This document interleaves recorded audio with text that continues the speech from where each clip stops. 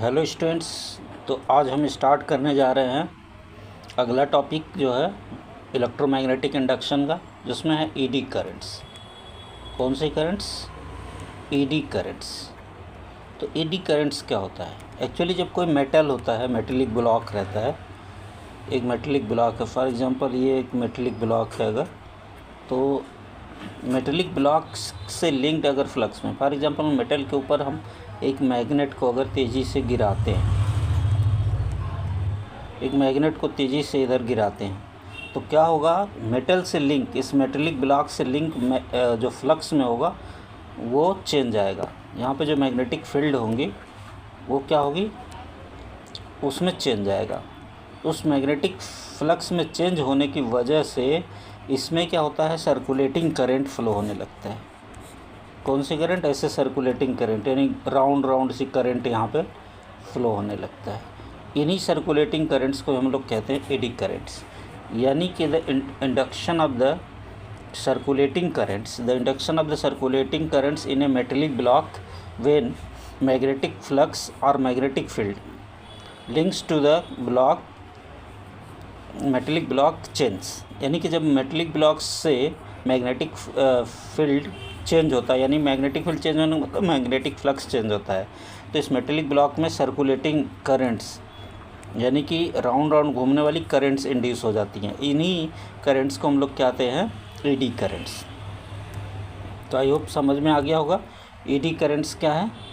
ज़रा देखें और थोड़ा सा देखें कि वेन एवर मैग्नेटिक फील्ड, यानी कि magnetic flux associated with a metallic block change, then a circulating current is induced in the solid metals block. These circulating currents are called ED currents. इन्हीं को कहते हैं हम ED currents। अब क्या क्या applications हैं ED currents के, क्या क्या uses हैं, उनको देख लेते हैं। तो सबसे पहला ED currents को हम लोग क्या करते हैं? इंडक्शन फर्नेस में। कहाँ पे यूज़ करते हैं हम? इंडक्शन फर्नेस में। इंडक्शन फर्नेस होता है, इंडक्शन फर्नेस यानी कि जो इंडक्शन से चलने वाली जो है, जो हमारी भट्ठियाँ होती हैं, फर्नेस, उनसे इंडक्शन फर्नेस। तो इंडक्शन फर्नेस जो होती है वो वहाँ पे ईडी करंट्स का यूज किया जाता है। उसमें आयरन ओर है या फिर और भी कुछ है, मेटल्स है, तो उनको मेल्टिंग करने के लिए, पिघलाने के लिए हम एडी करंट्स का यूज करते हैं। और फिर एडी करंट्स का दूसरा एप्लीकेशन है स्पीडोमीटर में। जो व्हीकल्स में स्पीडोमीटर होता है, गाड़ियों में स्पीडोमीटर होता है, क्या? स्पीडोमीटर। तो वहाँ पर भी हम इंस्टेंटेनियस जो वेलोसिटी है, इंस्टेंटेनियस जो स्पीड है, उसको मेज़र करने के लिए एडी करंट्स का यूज किया जाता है। तीसरा हम कर लेते हैं। तीसरा है used in dead beat galvanometer.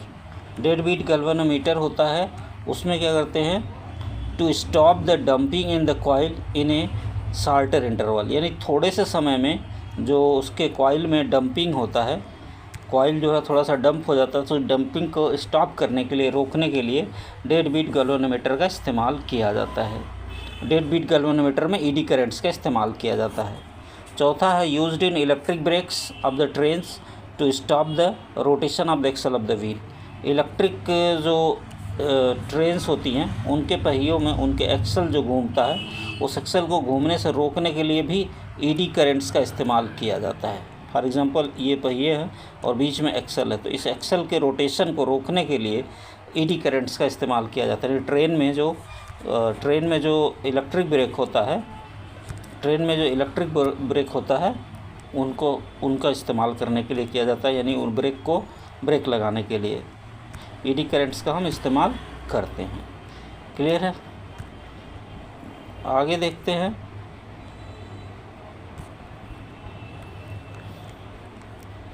और उसके बाद अब बात करें, अगला है कि used in energy metres. Energy metres जो होते हैं, जिसे हम वाट मीटर भी कहते हैं, to measure the consumption of electric energy. Electric energy कितना खर्च हुआ, उसको मेजर करने के लिए भी हम लोग, जो वाट मीटर होता है, एनर्जी मीटर, वहाँ पे भी हम एडी करंट्स का इस्तेमाल करते हैं। साथ ही साथ डाईथर्मी में भी जो ह्यूमन बॉडी के टिश्यूज़ को गर्म करने के लिए, ह्यूमन बॉडी के लोकलाइज टिश्यूज़ होते हैं, जो वहाँ के आसपास के टिश्यूज़ होते हैं, उनको गर्म करने के लिए भी हम ईडी करेंट्स का इस्तेमाल मेडिकल क्षेत्र में किया जाता है। तो ये सब था ईडी करेंट्स के बारे में, ये सारी जानकारी।